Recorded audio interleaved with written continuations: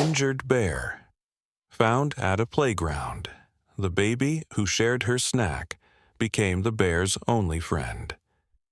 Let us know where you're watching from. If you love my content, consider supporting it with a super thanks. Every bit of your support helps us create even more amazing stories for you.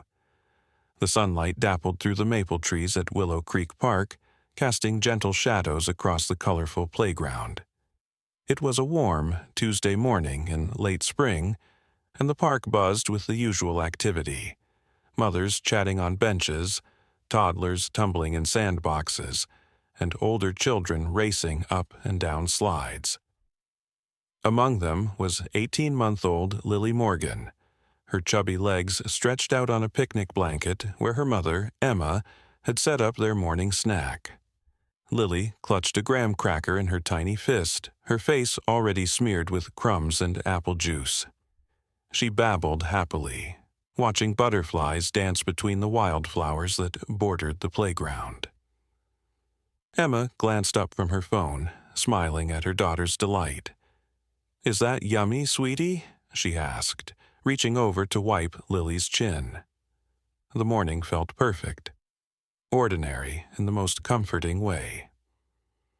At the far edge of the playground, where the manicured grass gave way to a small wooded area, a rustle stirred the undergrowth.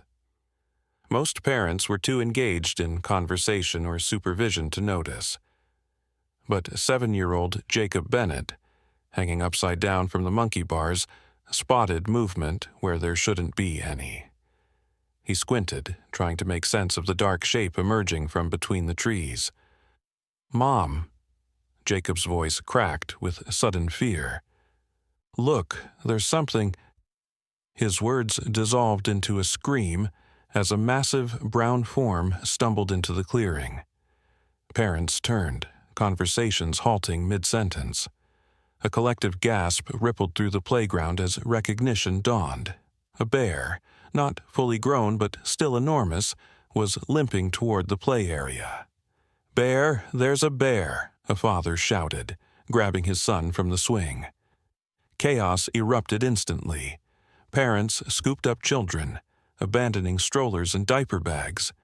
Some ran for their cars, others toward the community center 100 yards away. Screams echoed across the once peaceful park. Emma's heart stopped. She had been kneeling beside Lily, just starting to pack up their snacks when the commotion began. She looked up to see the bear, now only 30 yards away, its fur matted with what looked like dried blood on one flank. It moved awkwardly, favoring its right front paw, which barely touched the ground as it walked. "Oh my God," Emma whispered, her body frozen in terror. She needed to grab Lily and run. Why couldn't she move? The bear continued its approach, seemingly unaware of the panic it was causing. It wasn't charging or threatening. It moved slowly, almost dazed. Then Emma realized with horror that in her moment of paralysis, Lily had stood up. The toddler, still clutching her half-eaten graham cracker, was taking unsteady steps away from the blanket, directly toward the injured bear. "Lily!" Emma's scream tore from her throat. She lunged forward, but her foot caught in the picnic blanket, sending her sprawling. By the time she scrambled to her knees, Lily had waddled several feet closer to the bear, which had now collapsed heavily onto its side, breathing labored, eyes half closed in what could only be described as exhaustion or pain. The playground had emptied. From the safety of the parking lot and community center, horrified onlookers watched as Emma's nightmare unfolded. A police siren wailed in the distance, but help was still minutes away. And in the middle of it all, a baby girl in pink overalls approached a wounded wild animal with the fearless curiosity that only comes with complete innocence. Emma tried again to stand, her knees weak with terror. "Lily, stop! Come back to Mommy!" But Lily, in the single-minded way of toddlers, continued her determined journey. The bear's eyes fluttered open at the sound of the tiny footsteps approaching. It raised its massive head slightly, nostrils flaring as it caught the child's scent. Time seemed to slow as Emma watched her daughter stop just feet away from the bear's enormous head. Lily looked down at the creature, then at the graham cracker in her hand. With the simple logic of childhood, she extended her small arm, offering her snack to the injured animal. "Cacker?" Lily said, her voice small but clear in the terrible silence that had fallen over the playground. The bear's eyes, deep amber pools of pain and confusion, locked with Lily's innocent blue gaze. For a heartbeat that stretched into eternity, Emma was certain her world would end. She could hear people screaming her name from the parking lot, could hear the approaching sirens growing louder, but all she could see was her baby girl standing before a predator hundreds of times her size. The bear breathed heavily, its massive chest rising and falling with labored effort. Blood had dried in dark patches along its side, and up close, Emma could see what looked like a deep gash across its shoulder, the kind that might come from a poacher's trap or a fight with another animal. The creature looked not just injured, but utterly exhausted. With a gentleness that defied its wild nature, the bear leaned forward slightly. Emma's scream died in her throat as the animal's massive tongue extended, carefully taking the graham cracker from Lily's tiny fingers. The toddler giggled with delight, completely unaware of the danger, and clapped her hands together, sending crumbs flying into the air. "More! More!" Lily exclaimed, turning toward her mother with an expression of pure joy. The bear made a soft huffing sound, almost like a sigh, before lowering its head back to the ground. Emma's maternal instinct finally overcame her fear. She lunged forward, scooping Lily into her arms and backing away slowly, her heart pounding so hard she thought it might burst from her chest. "Don't move," a sharp voice cut through the air. Emma turned to see Park Ranger Dominic Reeves approaching cautiously, his tranquilizer gun raised. Behind him, 2 police officers and what appeared to be animal control personnel formed a cautious perimeter. "Ma'am, please move away slowly." "It didn't hurt her," Emma found herself saying, though she continued backing away with Lily clutched tightly to her chest. It took the cracker." Ranger Reeves kept his eyes fixed on the bear, which hadn't moved from its collapsed position. "That's a young female black bear, probably 2 or 3 years old," he said quietly. "Something's very wrong. They never approach playgrounds. They're typically scared of humans." As the authorities closed in, Dr. Abigail Chen from the County Wildlife Center pushed forward. Unlike the others, she didn't carry a weapon, just a medical kit. "Wait," she commanded, studying the bear's behavior. "Don't tranquilize her yet. She's severely injured and probably dehydrated. In her weakened state, a tranquilizer could kill her."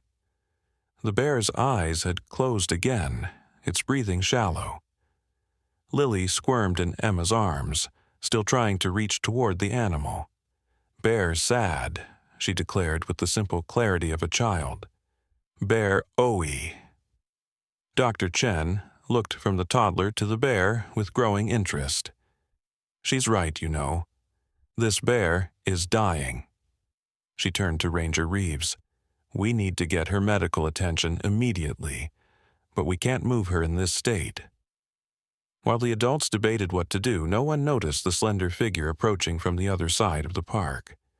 16-year-old Maya Winters, with her shaggy dark hair and worn hiking boots, moved with confident steps toward the scene. Unlike the other bystanders kept at bay by police, Maya ducked under the caution tape and walked directly toward Dr. Chen. "That's Willow," she said, her voice trembling slightly. I recognized the white patch on her chest.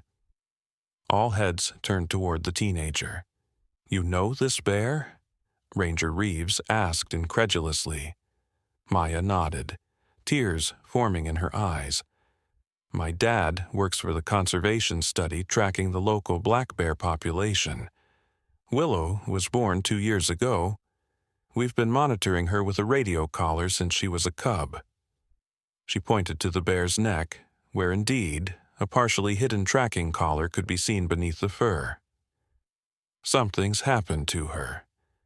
The collar should have alerted us if she wandered this close to town." Dr. Chen's expression darkened. Someone's tampered with the collar. She pointed to where the device had been clearly damaged, wires exposed. This was deliberate. As the implications of this settled over the group, Emma felt Lily growing restless in her arms. The toddler pointed insistently toward her abandoned picnic blanket. "Juice, Mama. Bear thirsty." The simplicity of her daughter's observation struck Emma like a thunderbolt. Before anyone could stop her, she set Lily down beside Dr. Chen and hurried to retrieve the sippy cup and remaining snacks from their picnic. Returning quickly, she handed the apple juice to the wildlife doctor. "Would this help? It's just pure apple juice, no additives." Dr. Chen hesitated only briefly before nodding. At this point, hydration is critical. She carefully approached the bear, speaking in low, soothing tones. "Hey, Willow, remember me? I helped with your last checkup." To everyone's astonishment, the bear, Willow, opened her eyes at the sound of Dr. Chen's voice. The doctor unscrewed the sippy cup and, with extreme caution, poured some juice into a shallow bowl from her kit. She placed it near Willow's muzzle. After a moment's hesitation, the bear began to lap weakly at the juice. "She knows humans," Maya explained, wiping tears from her cheeks. "The conservation program ensures minimal contact, but she's had health checks and the collar maintenance. She's never been aggressive." Ranger Reeves lowered his tranquilizer gun slightly. "That doesn't explain why she came here to a playground of all places." Maya looked thoughtful. "Unless she was seeking help." She turned to Dr. Chen. "Is that possible? Could she associate humans with help when she's injured?" Dr. Chen didn't answer immediately, focused on encouraging Willow to drink more juice, but her expression suggested Maya's theory wasn't entirely far-fetched. As the small crowd watched the bear drink, a commotion erupted at the police line. A burly man with a hunting rifle was arguing loudly with officers. "That's my bear. I tracked it for miles," he shouted, his face red with anger. "I paid good money for that hunting permit." Maya's face drained of color. "That's Garrett Turner. He owns the big property that borders the conservation land." Her voice dropped to a whisper. "He's been fighting my dad's conservation efforts for years. Says the bears damage his land." Ranger Reeves stepped forward, positioning himself between Turner and the bear. "Mr. Turner, this is a protected research animal. Any hunting permit you have doesn't apply to tagged conservation bears." Turner spat on the ground. "The thing wandered onto my property, attacking my livestock. I have every right." "Is that how she got injured?" Dr. Chen interrupted, her voice sharp. "Did you shoot at her?" The man's expression shifted, a flash of guilt quickly masked by defiance. "I protected my property, as is my right." Emma, still holding Lily's hand, felt a surge of anger. "You shot her and then followed her here? To a children's playground?" Turner glared at Emma. "I wasn't going to let a $1,000 trophy get away." A gasp rippled through the onlookers. Even the police officers looked disgusted. "Trophy?" Maya's voice shook with rage. "She's a research subject, critical to understanding black bear recovery in this region." While the argument escalated, little Lily had been watching the bear with unwavering attention. Now she tugged it free from her mother's grasp and, before anyone could stop her, toddled back to Willow's side. "Lily!" Emma lunged after her, but froze when she saw what happened next. Lily placed her small hand gently on Willow's paw. "All better soon," she said soothingly, in the same voice Emma used when Lily scraped her knee or bumped her head. "All better." Willow's eyes, filled with pain, but somehow also understanding, remained fixed on the tiny human offering comfort. The massive creature made a low, rumbling sound, not a growl, but almost a purr. Dr. Chen watched in amazement. "I've never seen anything like this," she murmured. "It's almost as if—" "She knows Lily isn't a threat," Emma finished, her fear gradually giving way to wonder. "She knows my baby is trying to help her." Turner scoffed loudly. "It's a wild animal, not some fairy tale character. That thing would eat your kid if it wasn't half dead already." But as everyone watched the gentle interaction between the wounded bear and the fearless toddler, his words rang hollow. There was something happening here that defied simple explanation, something that made even the most skeptical observer question what they thought they knew about the divide between humans and wild animals. Dr. Chen took advantage of the moment to examine Willow's wounds more closely. "The bullet went through her shoulder, but there's infection setting in. We need to get her to the wildlife center immediately." "And how do you propose to do that?" Ranger Reeves asked. "We can't safely tranquilize her in this condition." A thoughtful expression crossed Dr. Chen's face as she watched Lily continuing to pat Willow's paw. "Maybe we don't need to," she said slowly. "Maybe we have something better than tranquilizers right here." All eyes turned to Lily, who had now settled comfortably beside the bear, talking to it in her limited toddler vocabulary, offering comfort in the universal language of gentleness that needed no translation. Emma felt a conflicting surge of maternal protectiveness and awe. Her daughter, her baby girl, had somehow formed a connection with this wild creature that the adults around them couldn't comprehend. It was terrifying and beautiful all at once. "What are you suggesting?" she asked Dr. Chen, her voice barely above a whisper. "I'm suggesting," the wildlife doctor replied carefully, "that your daughter might be the key to saving Willow's life."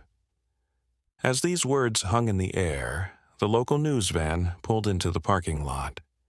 Whatever happened next would no longer be a private miracle. It would become a story that would capture hearts and spark debates across the country. A story about a baby who offered friendship to a creature everyone else feared, and in doing so might have changed the fate of both an injured bear and an entire community's relationship with the wilderness that surrounded them. Absolutely not. Emma's protective instincts surged forward. "You're not using my daughter as bear bait?" Dr. Chen shook her head quickly. "That's not what I meant. We'd create a secure transport environment, but having your daughter visible might keep Willow calm during the move. She seems to respond to Lily in a way I've never seen before." Before Emma could respond, the news crew approached, cameras already rolling. A polished reporter with perfectly styled hair thrust a microphone toward Ranger Reeves. "Diana Walsh, Channel 7 News. We've received reports of a bear attack at a local playground. Can you confirm—" "There was no attack," Dr. Chen interrupted firmly. "This is a research bear from the conservation program. She's injured and sought out human contact, likely because she associates humans with the care she's received during tracking and health checks." The camera swung toward Willow and Lily, capturing the toddler still sitting calmly beside the massive predator. Gasps could be heard from the news crew. "Oh my God, there's a baby. Someone get that child away from—" Diana began, but Maya stepped forward. "If you startle either of them, you could provoke a dangerous situation," the teenager warned. "Right now, they're both calm. Please, just stay back." The camera operator zoomed in, capturing footage that would soon go viral. A tiny blonde toddler gently patting the paw of an injured black bear while talking to it as if they were old friends. It was an image that defied conventional wisdom about wildlife, about danger, about the supposed boundaries between humans and animals. Emma's phone began to ring. Her husband, Jason, who worked at the hospital 10 miles away. She answered with trembling hands. "Emma? Are you and Lily okay? There's something on the emergency room TV about a bear at Willow Creek Park." "We're okay," Emma said, her voice surprisingly steady. "But Jason, something incredible is happening. She's helping a wounded bear." "She's what?" Jason's voice cracked with panic. "Emma, get her away from—" "I can't explain it," Emma interrupted, keeping her eyes fixed on her daughter. "But she's not in danger. At least I don't think she is. The bear is injured, barely conscious. And Lily, she just walked right up to it and offered it her cracker. Jason, it took the food so gently from her hand. I'm coming right now." The line went dead. Meanwhile, Turner had not given up. He was arguing vehemently with the police officers, insisting that the bear was dangerous and needed to be put down. "That thing could snap at any moment," he shouted. "Are you all insane? There's a baby right next to it." His voice rose enough that Willow's ears twitched. The bear's eyes opened wider, focusing on the source of the agitation. A low rumble, more warning than threat, emanated from her throat. Lily, with a child's intuition, placed her small hand on Willow's head. "Shh," she said, mimicking what Emma often told her during tantrum moments. "Shh is okay." Remarkably, the bear settled, though her eyes remained warily fixed on Turner. Dr. Chen had been conferring with her colleagues from the Wildlife Center who had arrived with a specialized transport vehicle. She approached Emma again, her expression serious. "Mrs. Morgan, we have a plan to safely transport Willow to our medical facility, but we need your help, and Lily's. Would you be willing to hear us out?" Emma hesitated, looking from her daughter to the bear to the gathering crowd of onlookers. The situation was spiraling beyond her control, becoming something larger than a personal crisis. It was becoming a moment that might define how humans and wildlife could coexist, or fail to. "Tell me," she said finally. Dr. Chen explained that they would create a secure transport sled for Willow, with physical barriers to protect everyone involved. Emma and Lily would ride in a separate vehicle, but Lily would be visible to Willow through a reinforced window between the transports. "We believe seeing Lily will keep Willow calm enough that we can move her without sedation, which could be fatal in her weakened state," Dr. Chen concluded. "But I want to be very clear. This is unprecedented. We're making an educated guess based on what we're witnessing." Emma ran her hands through her hair, her mind racing. "And if she doesn't stay calm? If she becomes agitated?" "We have safety protocols in place," Ranger Reeves assured her. "Your safety and Lily's are our absolute priority." A commotion at the police line interrupted their conversation. A tall man with salt and pepper hair and weathered features was pushing through, credentials in hand. "That's my research subject," he called. "Let me through."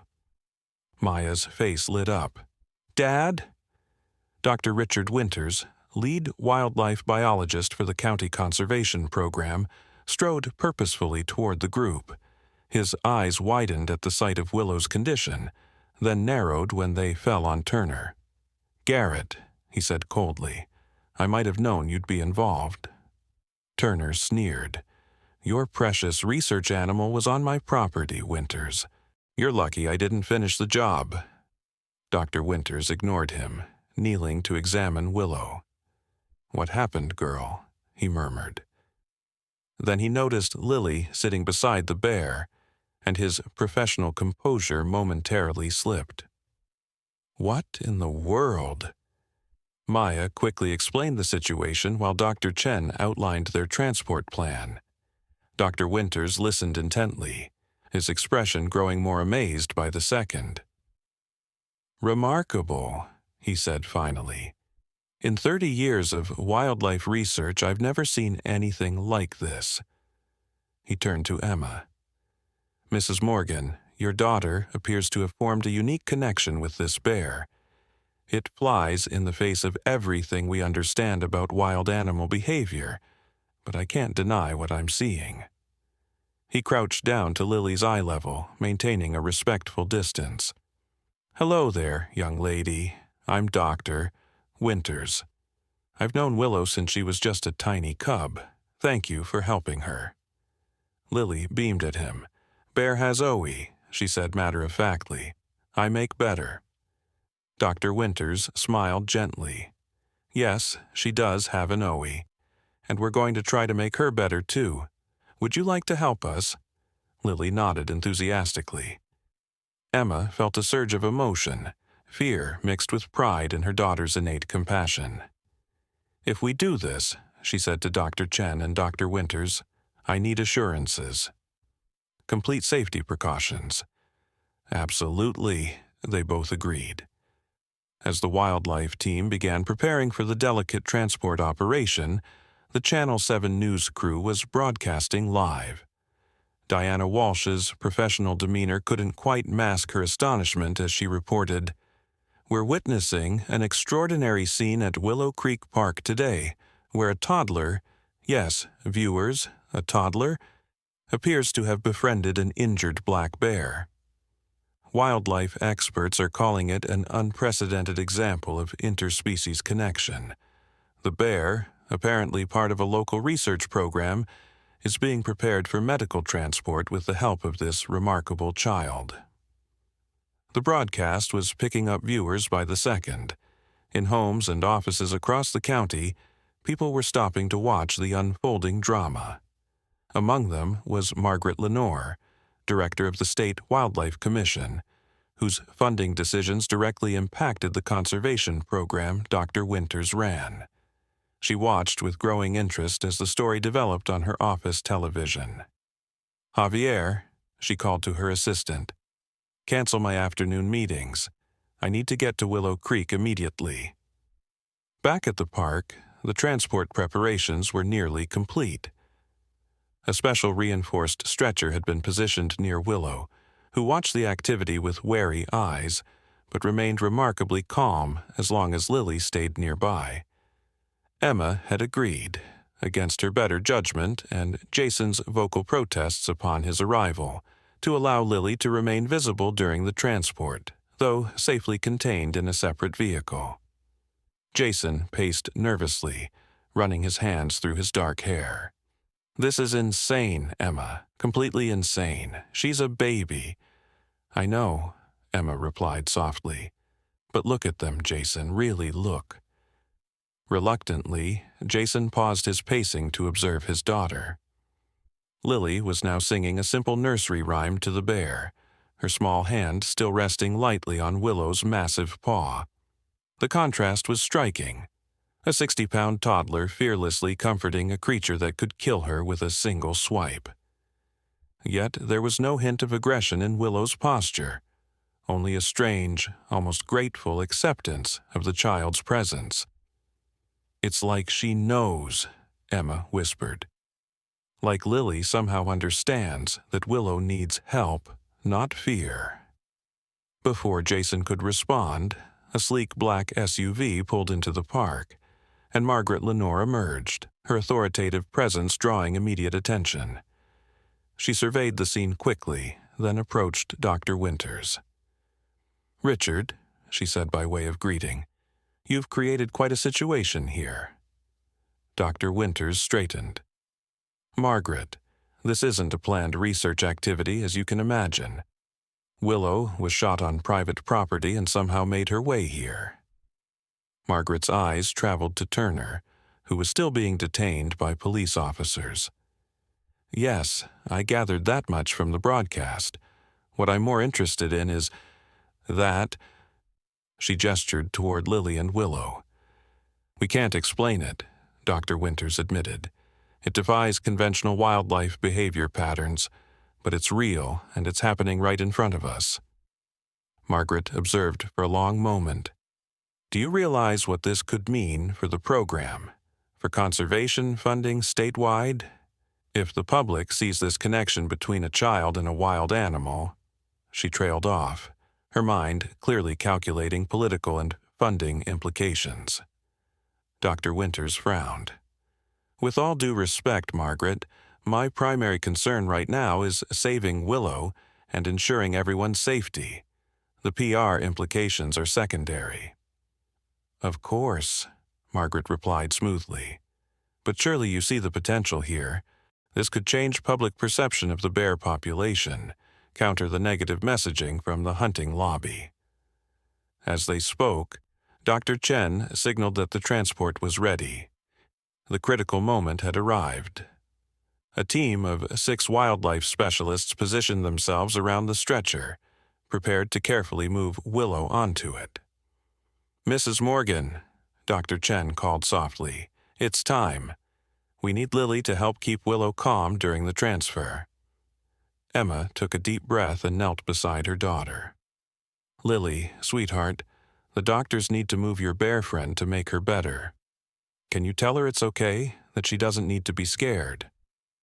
Lily nodded solemnly. She leaned close to Willow's ear and whispered something only the bear could hear. Then she pointed to the stretcher. Go bye-bye to feel better, she explained to Willow with the simple logic of a child. Doctor fix OE. The wildlife team moved in slowly.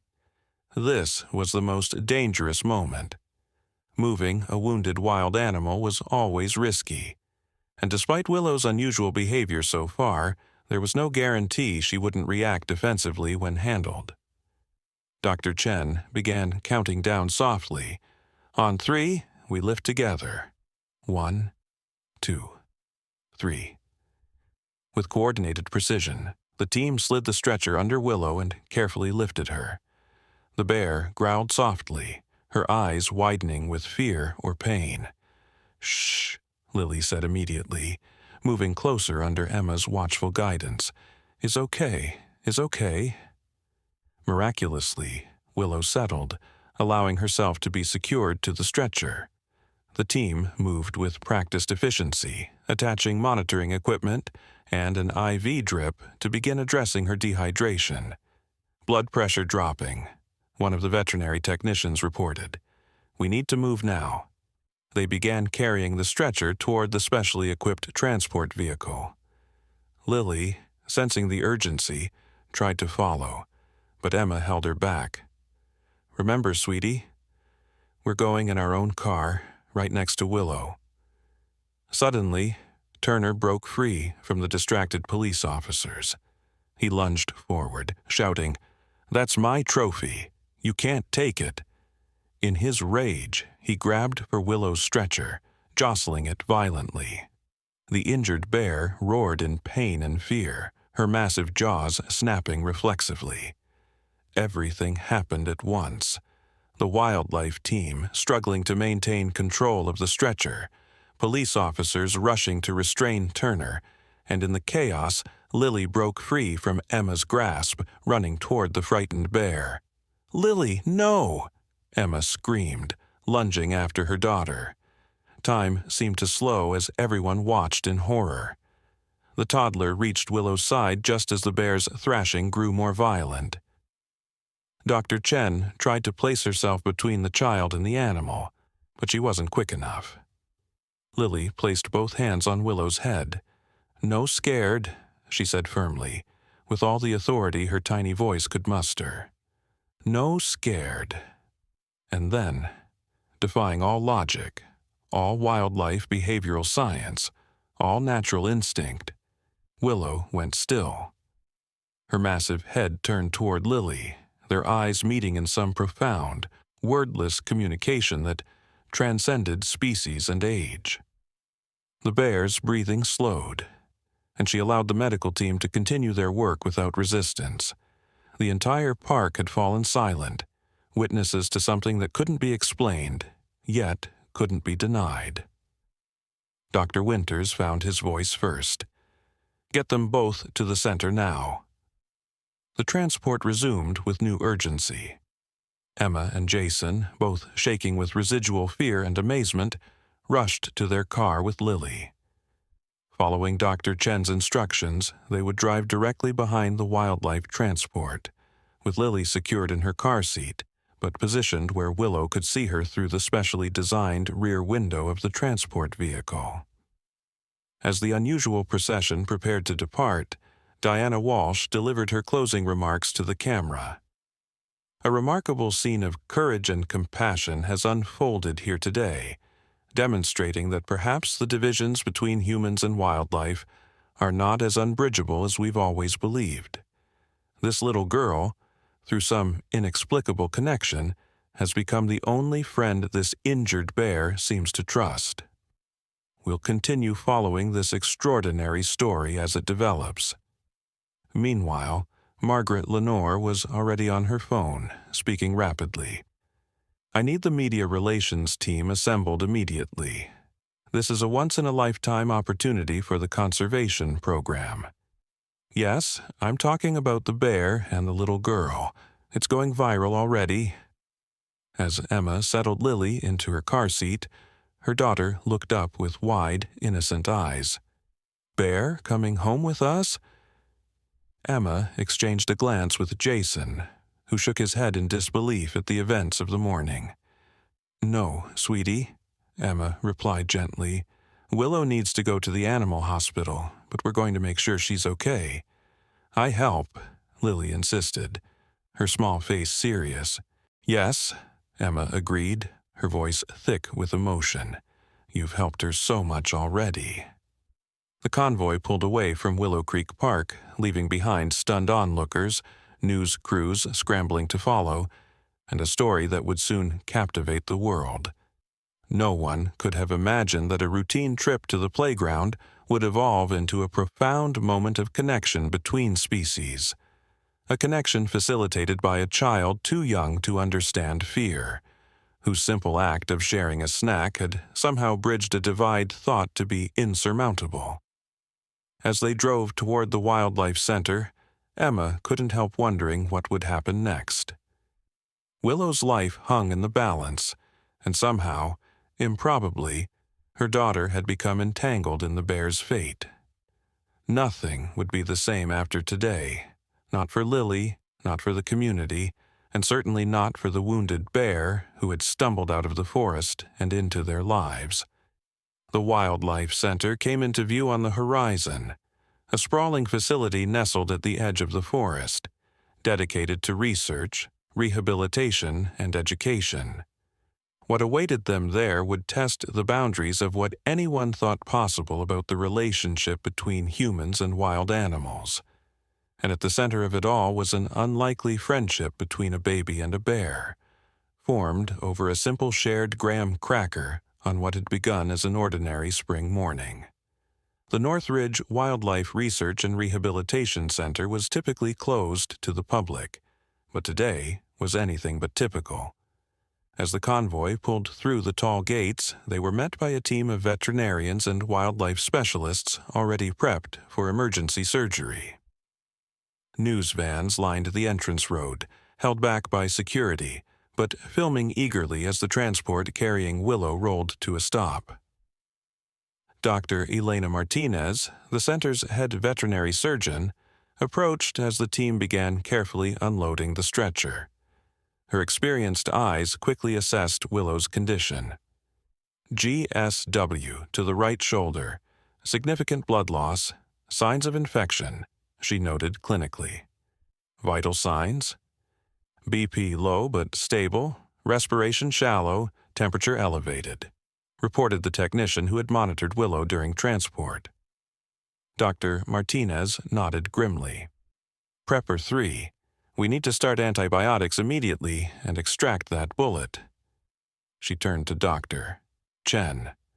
How did you transport her without sedation? Based on these vitals, I wouldn't have risked it. Dr. Chen gestured toward the car where Emma was helping Lily out of her car seat. We had help. Dr. Martinez's skeptical expression made it clear she didn't understand, but there wasn't time for lengthy explanations. The medical team began wheeling Willow toward the surgical building, but as they moved away from Lily's line of sight, the bear grew agitated, thrashing weakly against her restraints. "She's crashing!" a technician shouted as the monitoring equipment began to beep alarmingly, heart rate spiking, blood pressure dropping. Emma, who had been holding Lily's hand as they followed at a distance, felt her daughter tug free. Before anyone could stop her, Lily was running toward Willow, her tiny legs pumping with determination. "Wait!" Dr. Chen called out. "Let her approach." Security personnel hesitated, caught between protocols demanding they protect the child and the odd instructions from the doctor. "Lily," Emma called, chasing after her daughter, but Dr. Winters put a gentle hand on her shoulder. "Watch," he said quietly, "just watch." Lily reached the stretcher and placed her small hand on Willow's fur. "It's okay," she said softly. "Doctors help. I stay." As if by magic, Willow's vital signs began to stabilize. The bear's eyes, glazed with pain, focused on the toddler, and her labored breathing eased slightly. Dr. Martinez stared in astonishment. "That's impossible," she whispered. "And yet we're all seeing it," Dr. Winters replied. He turned to Emma and Jason. "Mrs. and Mr. Morgan, I know this is asking a lot, but would you consider allowing Lily to remain where Willow can see her during the initial treatment? We can create a completely safe space, with barriers and protection, but I believe her presence might be the difference between life and death for this bear." Emma looked at Jason, conflict written across her face. As parents, every instinct screamed to take their child away from the potential danger. But as humans witnessing something miraculous, they couldn't deny what was happening. Jason squeezed Emma's hand. "It's your call," he said softly. "You've been here from the beginning." Emma took a deep breath. "We'll stay," she decided. "But I want triple safety precautions, and if at any point I say we're done, we're done. No questions asked." "Absolutely," Dr. Winters agreed. The next hour was a carefully choreographed dance of medical necessity and unprecedented accommodation. The surgical team converted an observation room into a treatment area, with a thick glass partition separating Lily and her parents from Willow. The toddler stood at the glass, occasionally pressing her small palms against it, while veterinarians worked to remove the bullet and clean Willow's infected wound. Throughout the procedure, Willow remained eerily calm, her eyes frequently drifting to where Lily watched. The surgical team worked with quiet efficiency, their professional demeanor occasionally cracking with whispered expressions of disbelief at the bear's behavior. "I've never seen anything like this," Dr. Martinez murmured as she extracted the bullet fragment. "She should be fully sedated, but we're using minimal medication because of her condition. She should be combative, defensive, yet she's allowing us to work as if she understands we're helping her." Outside the center, the story was exploding across social media. Baby Bear Whisperer was trending nationally, with the initial footage from the park being shared millions of times. News crews had set up a camp outside the gates, broadcasting regular updates despite having little new information. In the administrative wing, Margaret Lenore was deep in conversation with her media team and several state officials who had arrived after seeing the news. "This is a watershed moment for conservation funding," she insisted. "The public is absolutely captivated. We need to leverage this interest while maintaining scientific integrity." One of her assistants looked up from a tablet. "Ma'am, the governor's office is calling. They want to know if they should make a statement." Margaret smiled. "Tell them I'll provide talking points within the hour, and find out everything you can about the Morgan family. We need to make sure they're on board with where we take this." Meanwhile, Maya had been tasked with keeping an eye on Turner, who remained under police supervision but had not yet been formally arrested. The teenager found him sitting sullenly in a security office, his hunting rifle confiscated. "Why did you do it?" she asked, unable to contain her anger. "You knew Willow was a research subject. You could see the collar." Turner's face hardened. "That bear killed 2 of my sheep last week. Cost me hundreds of dollars." "Did you report it? File for compensation?" The conservation program has funds specifically to reimburse farmers and ranchers for livestock losses. Turner looked away. "Dealing with your father's bureaucratic paperwork isn't worth my time." Maya crossed her arms. "So instead, you tried to kill a bear that's crucial to understanding how we can better protect both wildlife and human interests? Makes perfect sense." Before Turner could respond, the door opened, and Officer Jenkins, who had accompanied them from the park, entered with a serious expression. "Mr. Turner, we've just received the results of a check on your hunting license and permits." His tone suggested the news wasn't good. "It appears your hunting license was revoked last season after multiple violations, including hunting out of season and exceeding bag limits." Turner's face flushed. "That's ridiculous. I paid the fines. The revocation was supposed to be lifted." "Not according to state records, sir." Officer Jenkins pulled out handcuffs. "Given the circumstances, I'm placing you under arrest for illegal hunting, animal cruelty, and reckless endangerment of a protected species. You have the right to remain silent." As Turner was led away, protesting loudly, Maya felt a mix of satisfaction and sadness. Justice was being served, but it didn't undo the harm to Willow or the broader damage caused by the persistent antagonism between some landowners and conservation efforts. "Back in the treatment area, Doctor." Martinez had completed the initial surgery.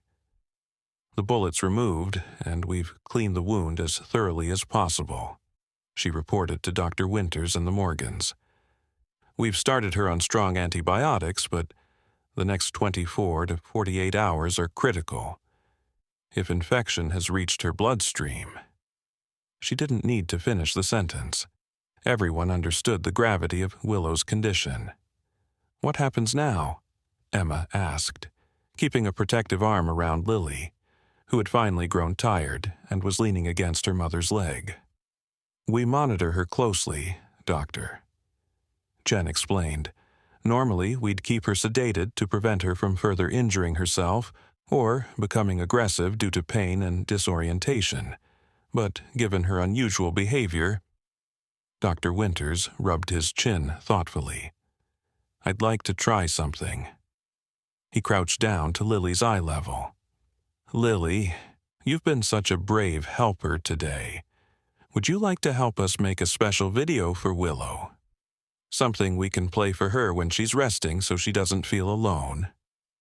Lily nodded eagerly, perking up despite her fatigue.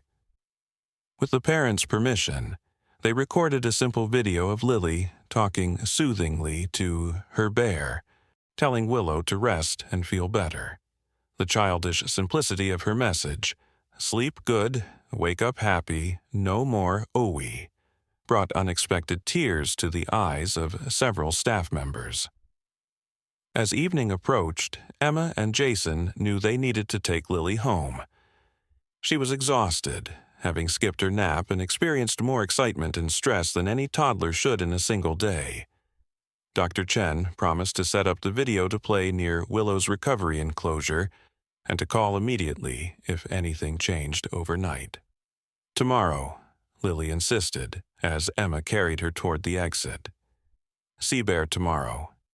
"We'll see, sweetheart," Emma replied, not wanting to make promises she couldn't keep.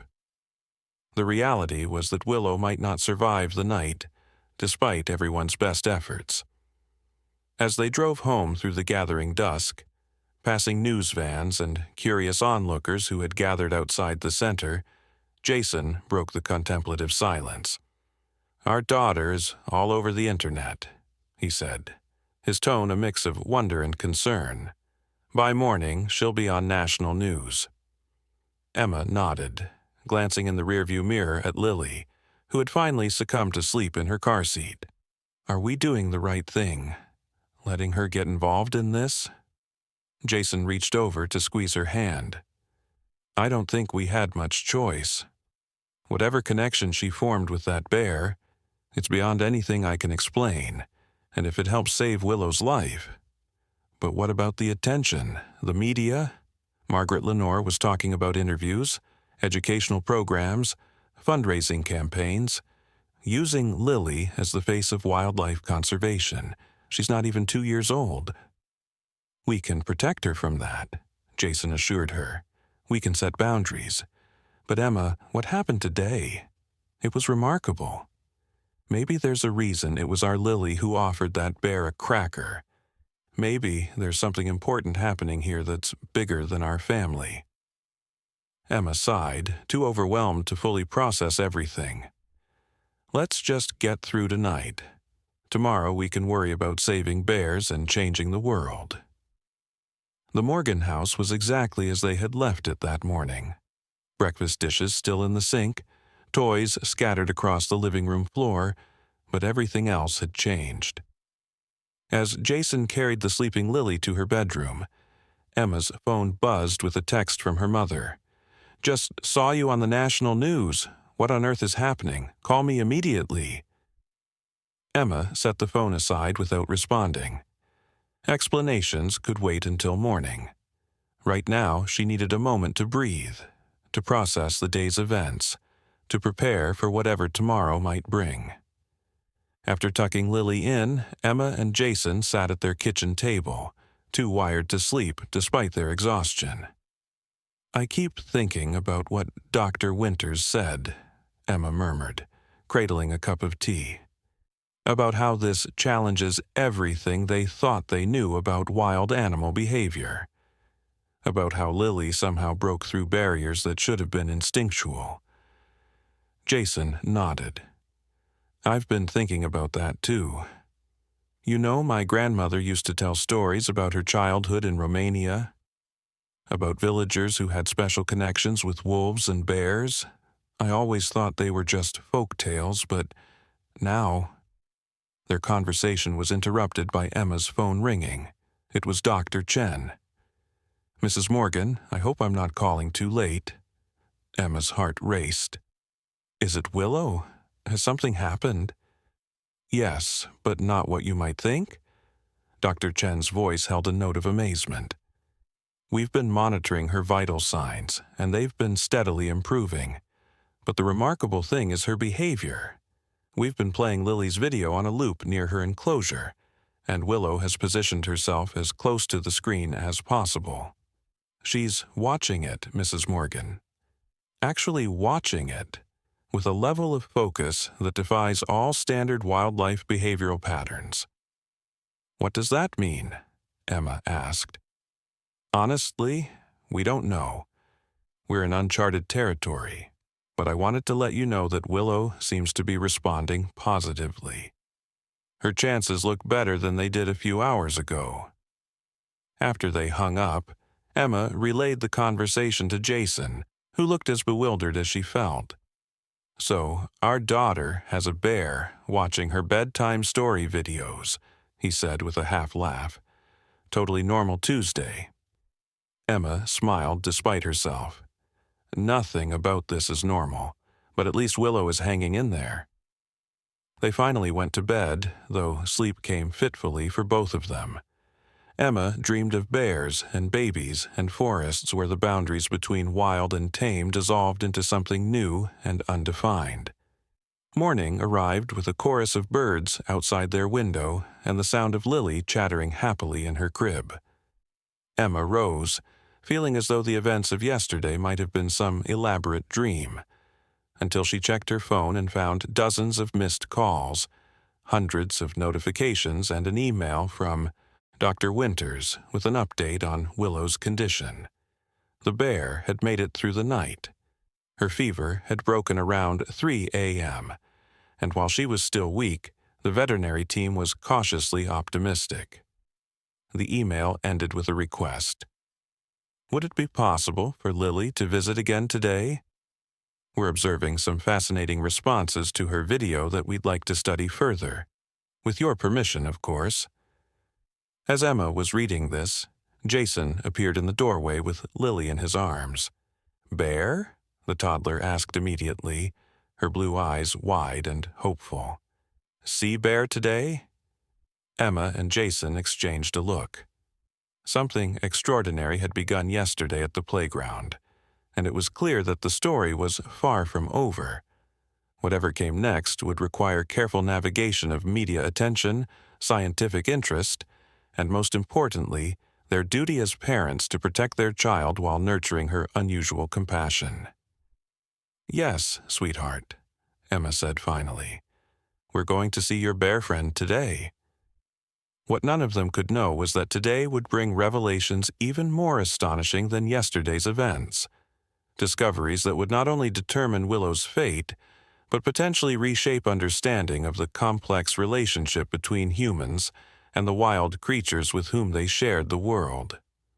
Dr. Winters was waiting for them at the center's entrance, his face showing signs of a sleepless night but his eyes bright with excitement.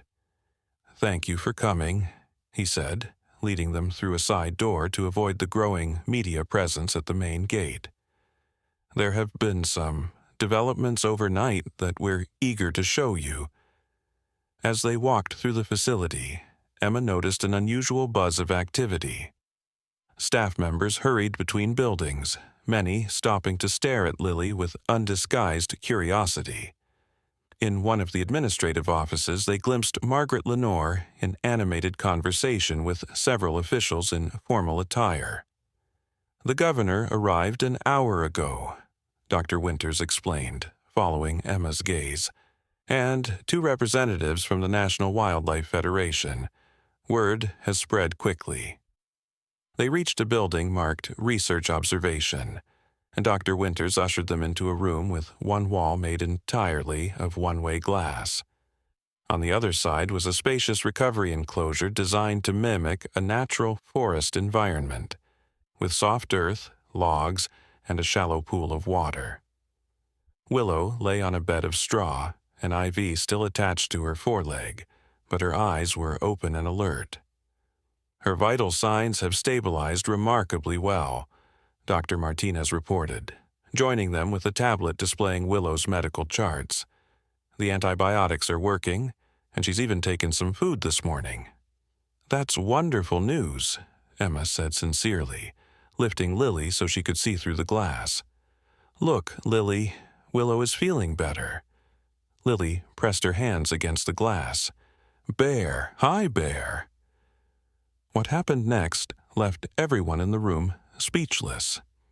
At the sound of Lily's voice, which should have been inaudible through the soundproof glass, Willow's head jerked up. The bear turned directly toward them, though the one-way glass should have prevented her from seeing anything. She rose unsteadily to her feet, favoring her injured shoulder, and moved deliberately toward the glass wall. "That's impossible," Dr. Martinez whispered. "She can't hear through that glass, and she definitely can't see through it." Yet Willow pressed her nose against the barrier, directly opposite where Lily's small hands rested on the other side. A soft, whining sound emerged from the bear's throat, not threatening, but almost like a greeting. "I want to go in," Lily declared, squirming in Emma's arms. "Absolutely not," Emma and Jason said in unison. Dr. Winters hadn't spoken, his scientific mind clearly racing to make sense of what they were witnessing. "There's something here we don't understand," he said finally. "Some form of communication or connection that goes beyond conventional sensory perception." Dr. Chen, who had been reviewing footage on a computer in the corner, called them over. "You need to see this." She played a video from the overnight monitoring camera.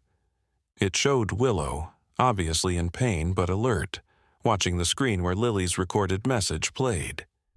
As the video looped, Willow's eyes never left the screen, and at certain points she made soft vocalizations in response to Lily's voice. This isn't normal bear behavior, Dr. Chen explained unnecessarily. Bears are intelligent, but they don't watch videos or respond to recordings like this. It's as if she recognizes Lily specifically.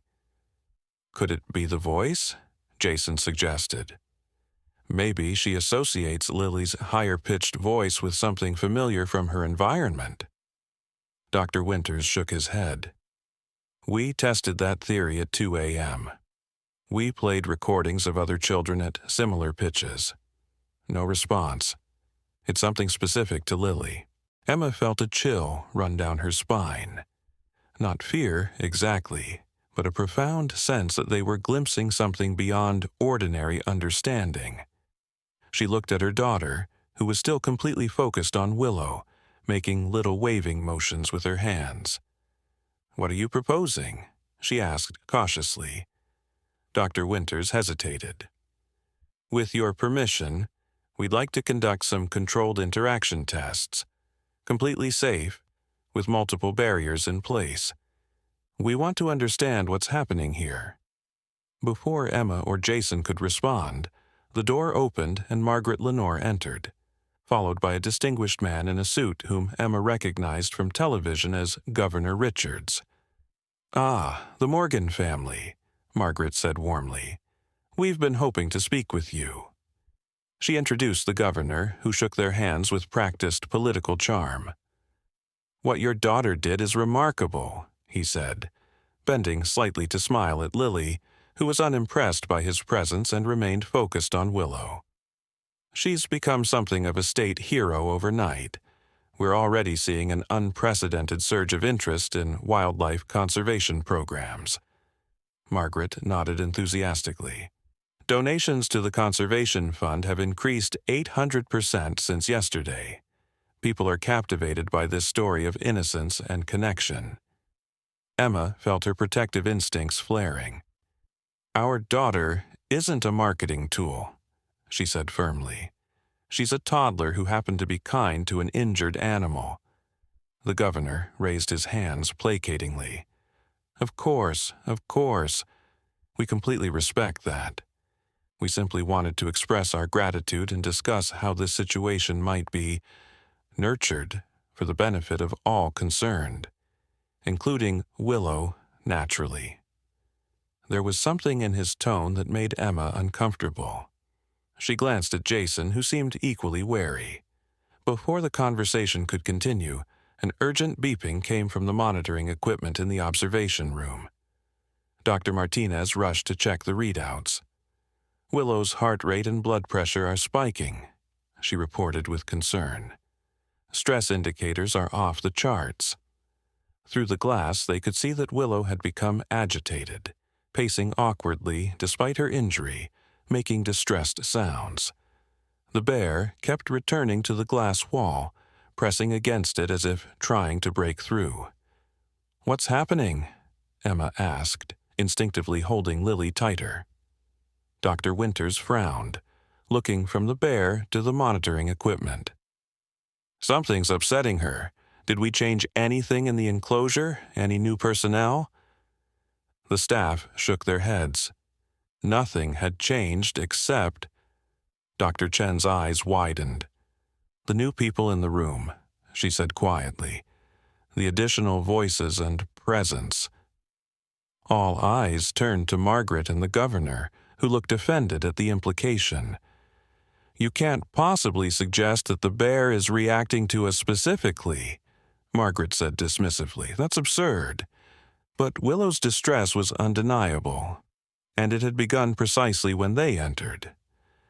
Dr. Winters made a diplomatic but firm request for everyone not essential to Willow's care to leave the observation room. Reluctantly, Margaret and the governor complied, promising to continue their conversation later. As soon as they left, Willow's vital signs began to normalize. The bear returned to the glass wall, once again positioning herself directly opposite Lily. "Fascinating," Dr. Chen murmured. "It's almost as if she's protective of Lily, as if she perceived the additional presence as a potential threat." Emma looked down at her daughter, who seemed completely unfazed by the drama. In Lily's simple world, she had made a friend who was hurt, and now that friend was getting better. The complexities of wildlife behavior, conservation politics, and media attention meant nothing to her. "Bear sad?" Lily asked, noticing Willow's recent agitation. "She was a little upset," Emma explained gently, "but she's feeling better now that she can see you." Dr. Winters cleared his throat. "Mrs. and Mr. Morgan, I understand your concerns about Lily's involvement, but I believe we're witnessing something truly unprecedented here. A connection that could teach us valuable lessons about interspecies communication and empathy. With your permission, I'd like to propose a carefully structured research protocol." Jason, who had been quietly observing everything, finally spoke. "What exactly would that entail for Lily?" "Primarily observation," Dr. Winters assured them. "Controlled environments where we can study the interaction safely. Nothing invasive or stressful, and you would have complete veto power at any point." Emma and Jason exchanged a long look, communicating silently as parents often do. Finally, Emma turned back to Dr. Winters. "We'll consider it," she said. "But our primary concern is Lily's well-being, physical and emotional.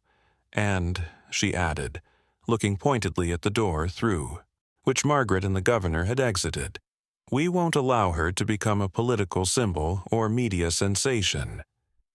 Dr. Winters nodded solemnly. "I completely understand. My scientific interest is genuine, but I respect that your daughter's welfare comes first." As if to underscore the conversation, Willow made a soft huffing sound, drawing their attention back to the glass. The bear had settled down, lying close to the barrier, her eyes still fixed on Lily. "She's waiting," Dr. Martinez observed with wonder. "She knows Lily is here, and she's waiting patiently to see what happens next."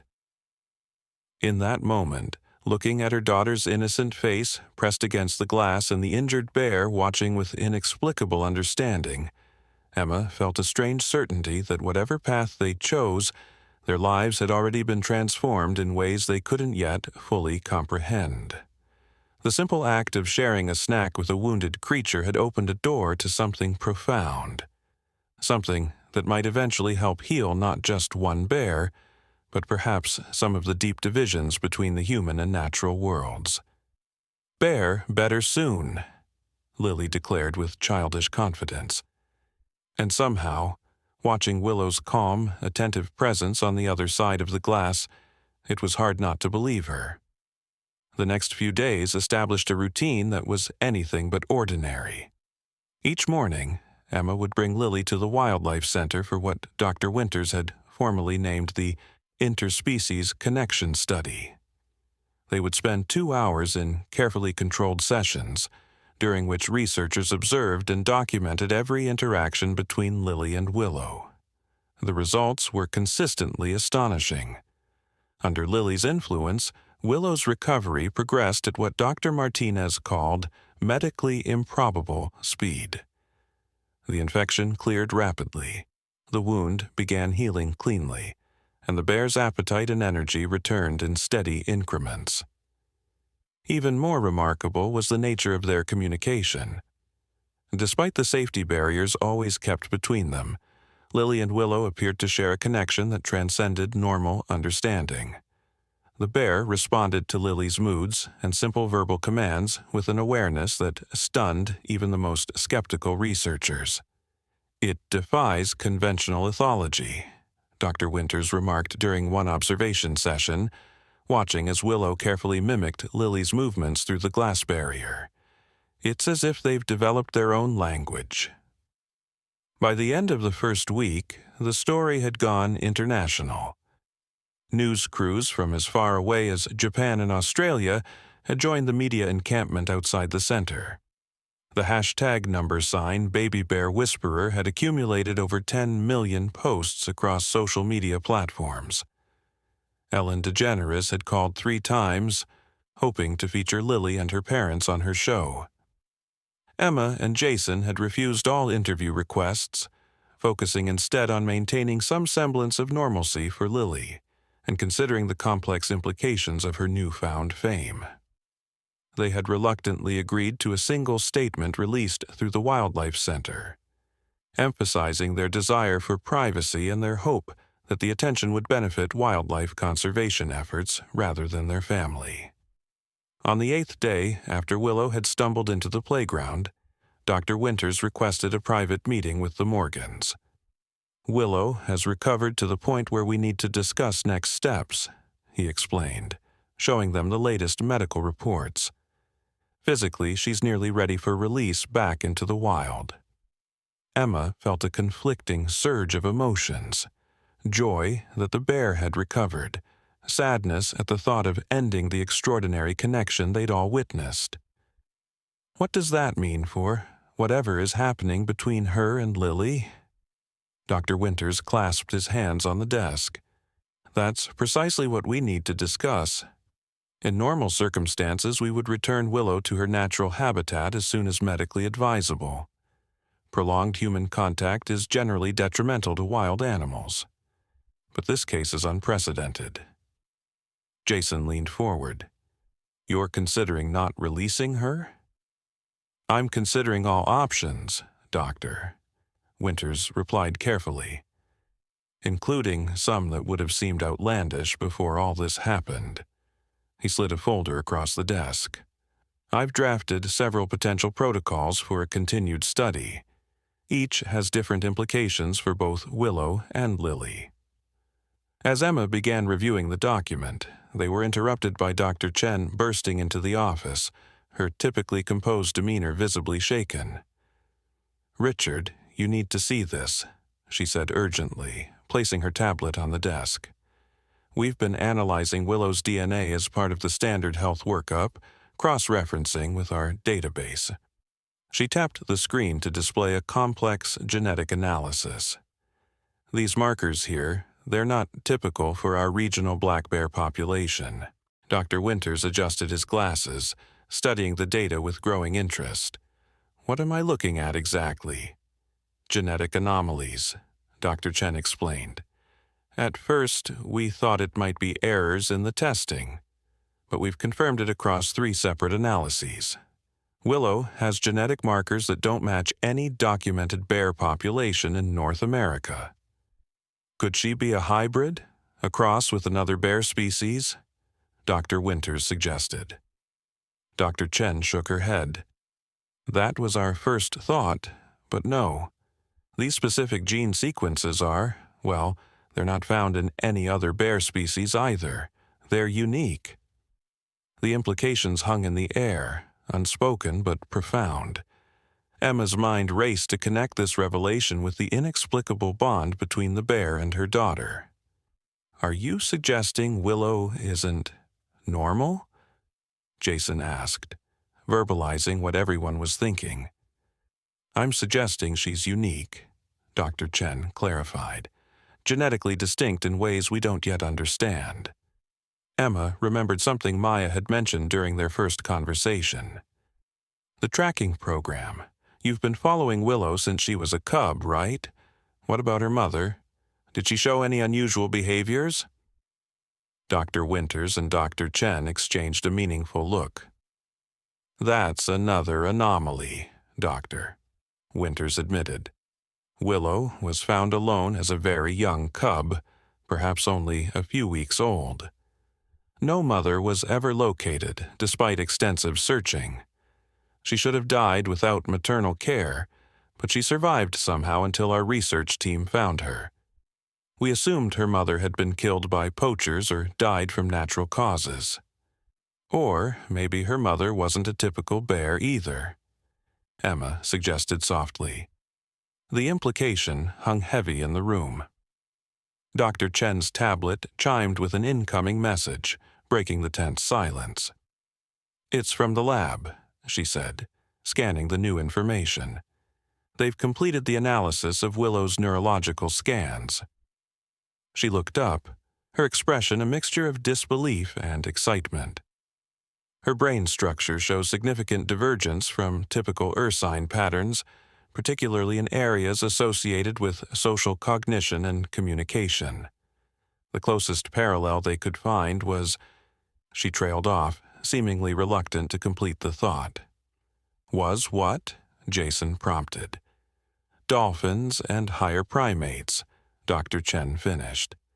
Species known for complex social structures and advanced communication systems. Emma felt a chill run through her.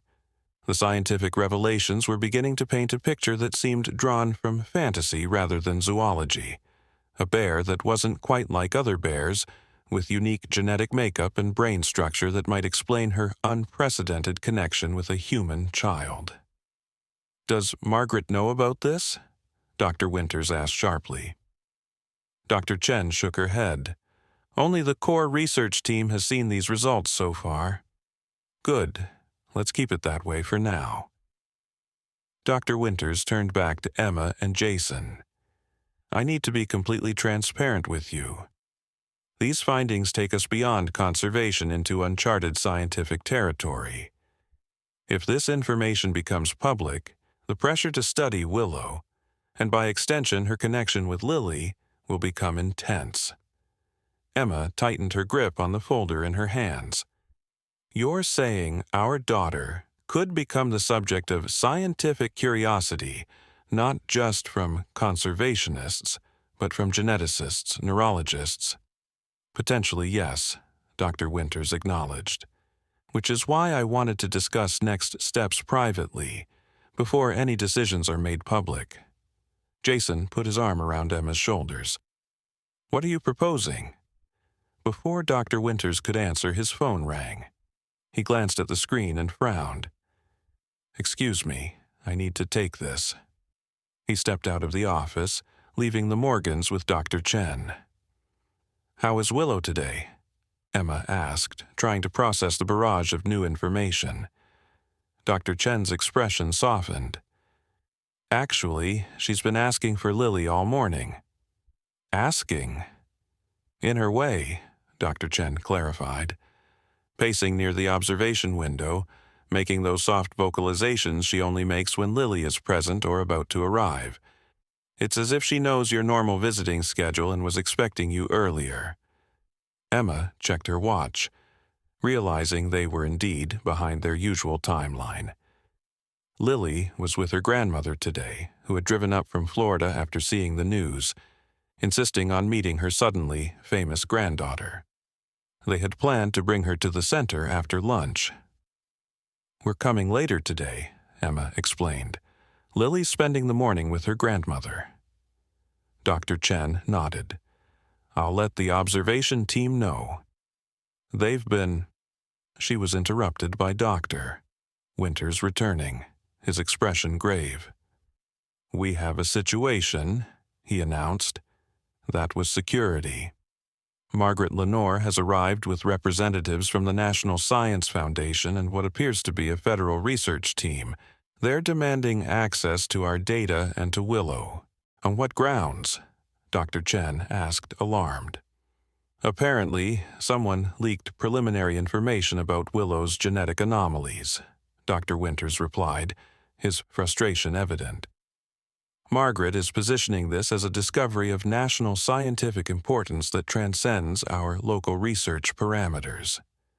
Emma felt her heartbeat accelerate. What does this mean for Willow? For Lily? Dr. Winters ran a hand through his hair. It means we've lost control of the narrative, and potentially of Willow's fate. As if summoned by their concerns, the office door opened again, and Margaret Lenore swept in, followed by two individuals in formal attire. Her smile was triumphant, but didn't reach her eyes. Richard, there you are. I've been looking everywhere for you. She nodded curtly to the others before continuing. Allow me to introduce Dr. Harrison from the National Science Foundation and Dr. Patel from the Department of the Interior's Scientific Research Division. The introductions were perfunctory, the tension in the room palpable. "We understand you've made some remarkable discoveries regarding the bear specimen," Dr. Harrison said, his clinical terminology immediately setting Emma's teeth on edge. "Willow is a research subject in our conservation program, not a specimen," Dr. Winters corrected firmly, "and any preliminary findings are just that, preliminary and confidential." Margaret waved her hand dismissively. "Richard, you know as well as I do that discoveries of this magnitude can't remain localized. The genetic anomalies alone could represent an entirely new subspecies. This has implications far beyond our state conservation efforts." "What exactly are you proposing?" Dr. Chen asked warily. Dr. Patel stepped forward. "We believe the subject should be transferred to our federal research facility in Colorado, where we have state-of-the-art equipment for comprehensive genetic and neurological studies." Emma couldn't remain silent any longer. "And what about Willow's connection with my daughter? Have you considered that in your plans?" The federal scientists exchanged glances, clearly not having anticipated parental involvement in what they viewed as a purely scientific discussion. "Mrs. Morgan," Dr. Harrison began condescendingly, "while the interaction between your child and the bear is certainly heartwarming, our primary concern is advancing scientific understanding. That heartwarming interaction is the reason Willow is alive," Emma shot back. "And it's not just some cute anecdote, it's a genuine connection that every researcher here has documented extensively." Margaret attempted to smooth over the tension.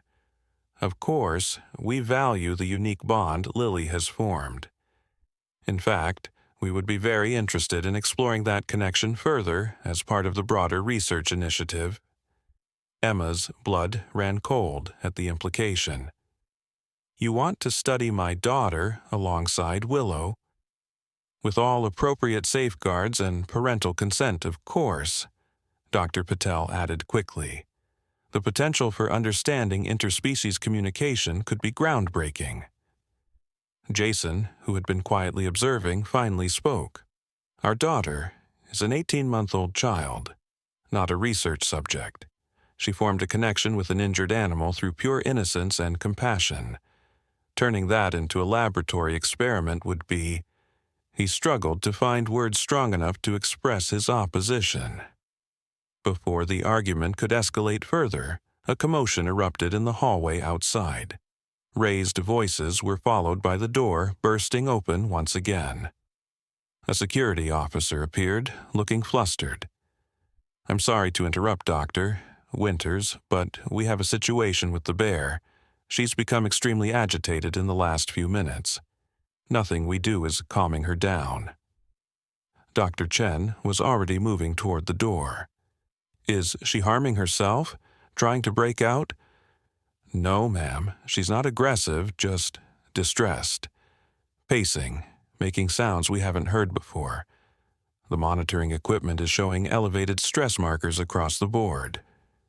Emma and Jason exchanged worried glances.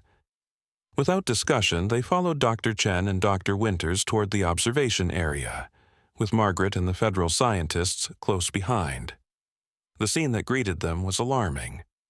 Through the observation glass, they could see Willow moving frantically around her enclosure, stopping occasionally to press her head against the glass wall, making plaintive sounds that seemed almost like calls. "What's happening?" Emma asked, her maternal instincts immediately extending to the bear that had formed such a bond with her child. Dr. Martinez was reviewing the monitoring data on a nearby screen. "Her heart rate is elevated, stress hormones spiking. It's like she's responding to some kind of threat or distress, but there's been no change in her environment." A chilling thought occurred to Emma. "Where's my mother with Lily? Have they arrived yet?" A staff member checked the visitor log. A Ms. Harriet Morgan checked in about 15 minutes ago with a young child. They were escorted to the public viewing area as requested. Emma's heart clenched. Something's wrong. Willow is reacting to something about Lily. She turned to Jason. We need to find them. They rushed to the public viewing area, a space separate from the research sections where general visitors could observe some of the center's rehabilitation work. Emma's mother had been adamant about seeing the famous bear her granddaughter had befriended, and they had arranged a brief, controlled viewing from the public area. When they reached the viewing platform, Emma immediately spotted her mother standing near the railing, but Lily wasn't with her. Harriet's face was pale with concern. "Mom, where's Lily?" Emma called, rushing toward her.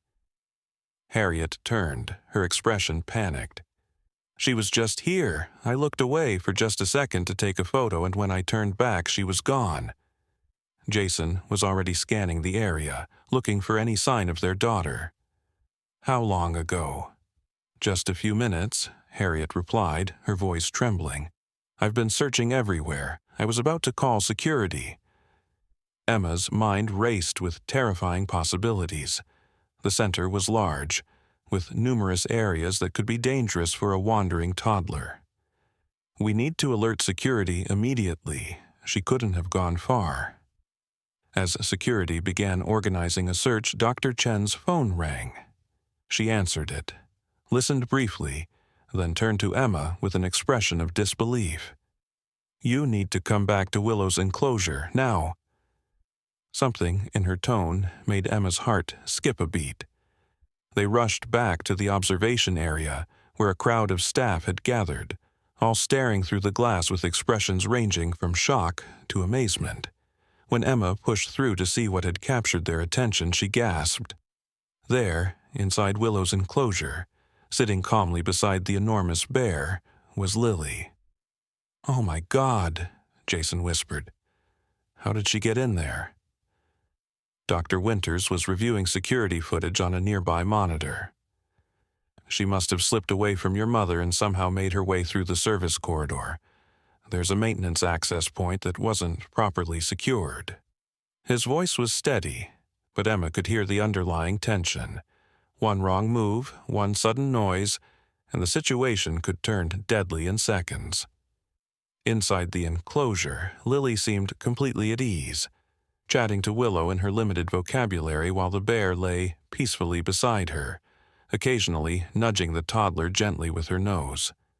The earlier distress had vanished entirely, replaced by what could only be described as contentment. "Willow knew," Dr. Chen said softly. "Somehow, she sensed that Lily was in the building but not where she expected her to be. That's what caused her agitation." Emma pressed her hand against the glass, torn between maternal terror at her child being in an enclosure with a wild predator and awe at the obvious gentleness between them. "We need to get her out of there," she said, though with less urgency than the situation might have warranted. Something about the scene before her, the complete lack of fear on either side, made it hard to perceive immediate danger. "I'll go in, Doctor," Martinez volunteered.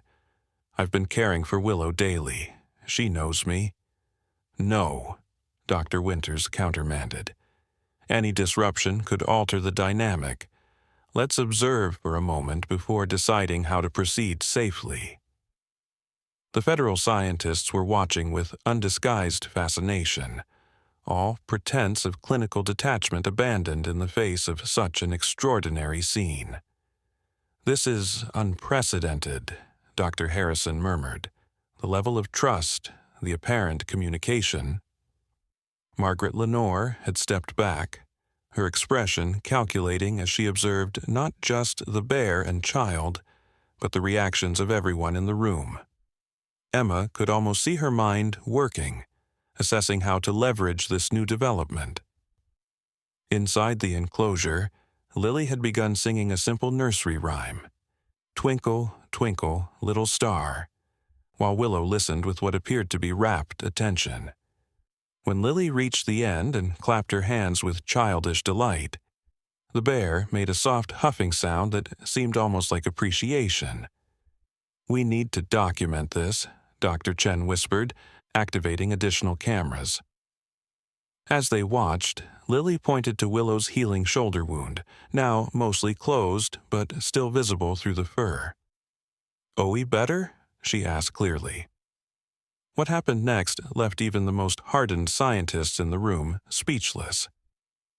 Willow extended her injured limb slightly, as if showing Lily the healing progress, then used her nose to gently guide the child's hand to touch the spot. "The bear is showing her the wound," Dr. Martinez said in disbelief, deliberately communicating about her injury. Emma felt Jason's hand grip hers tightly. The scene was both beautiful and terrifying. Their baby girl, engaged in what could only be described as conversation with a creature that should, by all natural laws, see her as either a threat or prey. "We need to get her out," Jason said, his voice strained. "No matter how gentle Willow seems, she's still a wild animal, one startled reaction." Emma nodded, the spell broken by her husband's words. "How do we do this without causing panic?"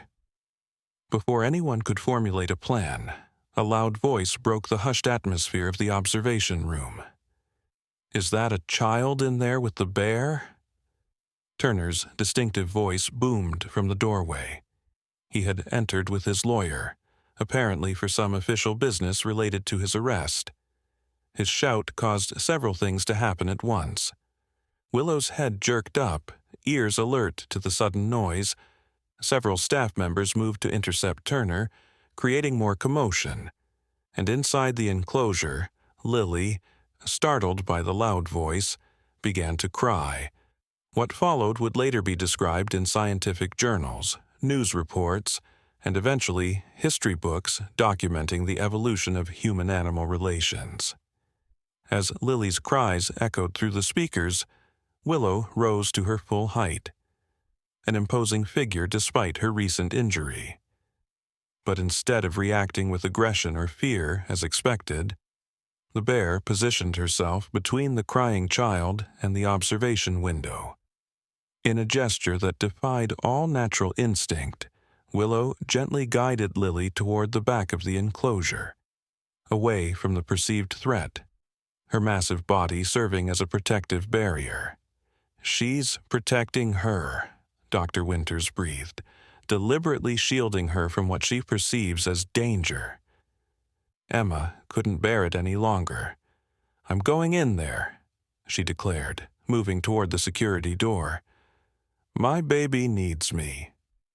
Dr. Winters didn't try to stop her, but gave quick instructions. "Move slowly, speak calmly, don't make any sudden movements." The security team unlocked the access door, and Emma entered the enclosure with her heart pounding so hard she thought it might burst from her chest. She kept her eyes fixed on Willow, who had turned to watch her entrance but made no aggressive move. "Lily?" Emma called softly. "Mommy's here, sweetheart." Lily peeked out from behind Willow's substantial form, tears still streaking her cheeks.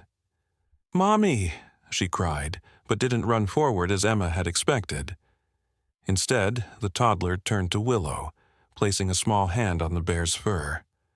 "Mommy, come," she explained to the bear, as if seeking permission. Willow lowered her head, making a soft sound that seemed almost like acknowledgement. Then, in a movement that belied her size and natural instincts, the bear gently nudged Lily forward toward Emma. Emma crouched, opening her arms as Lily toddled to her. She scooped her daughter up, holding her close, whispering reassurances while keeping watchful eyes on Willow. The bear remained where she was, watching them with an intelligence that seemed impossible for her species. She made no move to approach or to prevent their departure.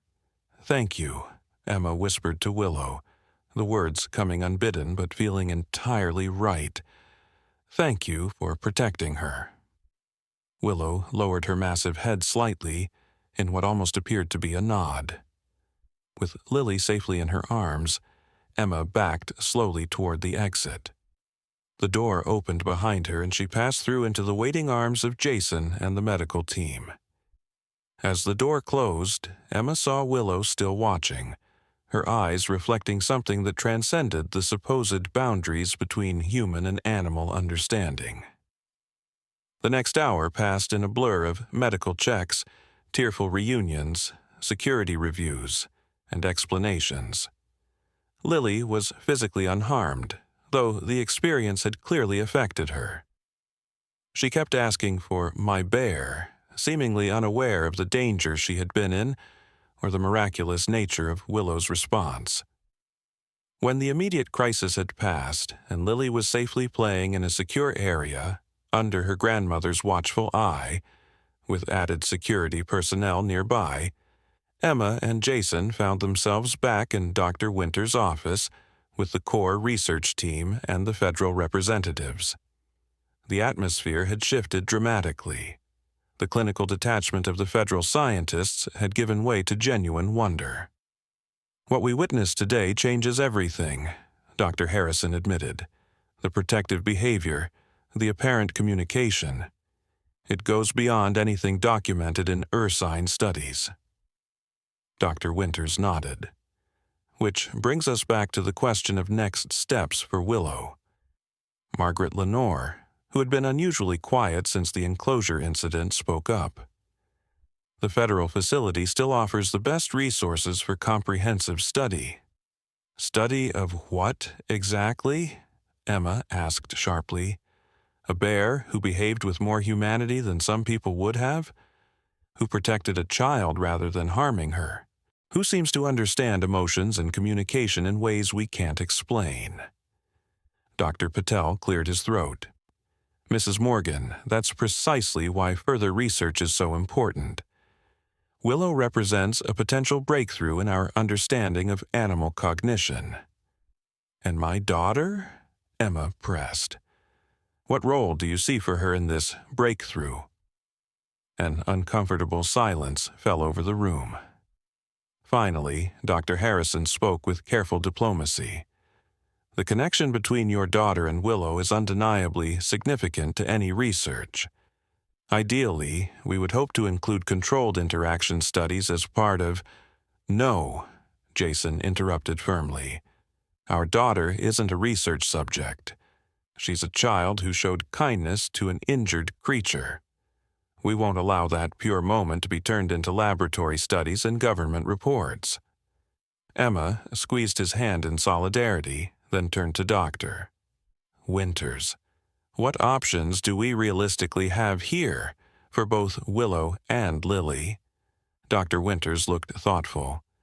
"There are legal considerations regarding federal jurisdiction over unique wildlife specimens," he began cautiously. "But there are also ethical considerations about the treatment of an animal demonstrating this level of cognitive and emotional complexity." He paused, seeming to come to a decision. "I believe we need to establish a new protocol, one that respects Willow's unique nature while also honoring the connection she's formed." Margaret looked skeptical. "What are you suggesting?" "A sanctuary," Dr. Winters replied.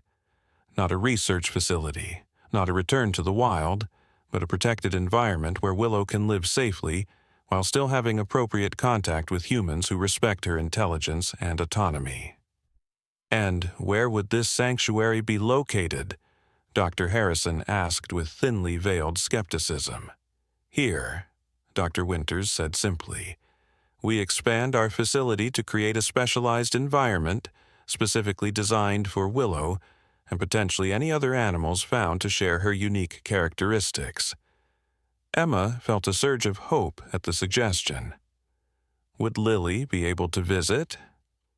"Under proper supervision, yes," Dr. Winters confirmed. "We would establish protocols for safe interaction, but we wouldn't sever the connection they've formed." Margaret Lenore's expression remained calculating. "The funding requirements for such a facility would be substantial." "I believe that can be arranged," came a new voice from the doorway.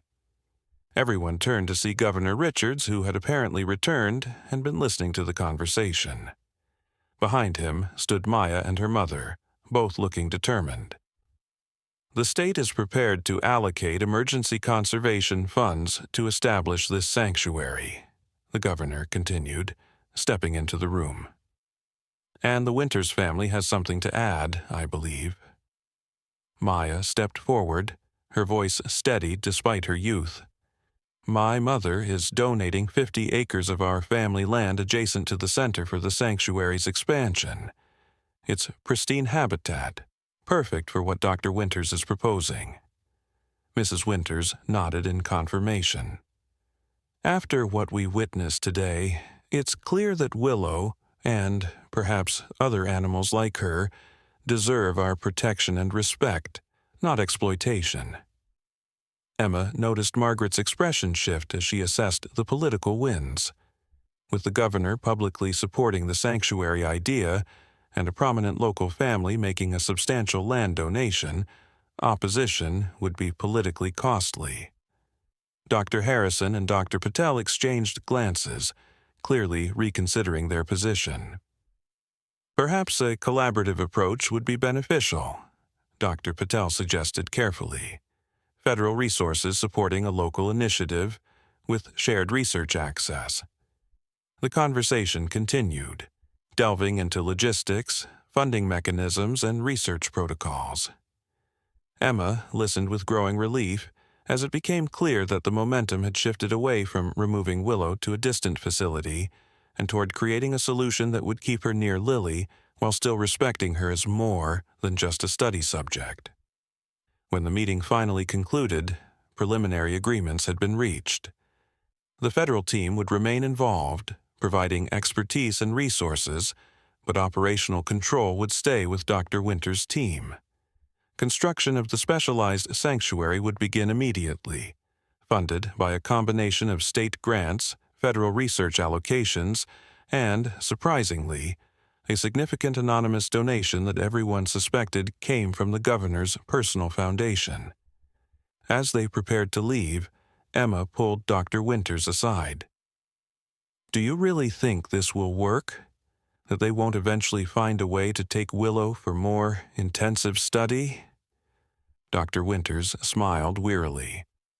The events today changed the equation fundamentally. What Willow did, protecting Lily instead of harming her, was witnessed by too many people with too much influence to be dismissed or covered up. He glanced toward where the federal scientists were conferring with Margaret.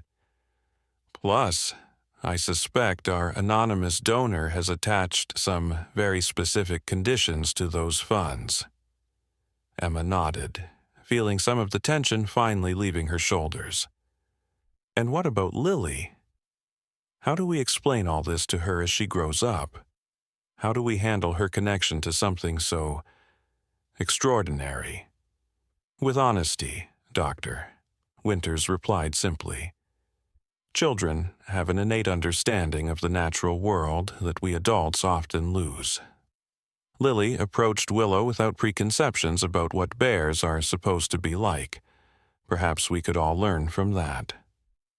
Later that evening, as Emma tucked an exhausted Lily into bed, her daughter looked up with sleepy blue eyes. "Bear sad?" she asked, a question she'd repeated several times throughout the day. "No, sweetheart," Emma assured her. "Willow isn't sad. She's happy because you're her friend." Lily smiled, her eyelids drooping. "Bear play tomorrow?" Emma smoothed her daughter's blonde curls back from her forehead. "Not tomorrow. Willow is getting a new home ready, but soon, I promise." As Lily drifted off to sleep, Emma sat beside her bed, marveling at how one simple act of childhood kindness, offering a snack to an injured creature, had cascaded into something that might ultimately change how humans understood and interacted with the natural world. Outside Lily's window, the first stars of evening were appearing in the darkening sky. Somewhere at the Wildlife Center, Willow was settling in for the night as well, perhaps dreaming of a small human who had shown her compassion when everyone else responded with fear. Two lives, human and animal, now connected by something science couldn't fully explain, but that the heart recognized instantly, the universal language of kindness,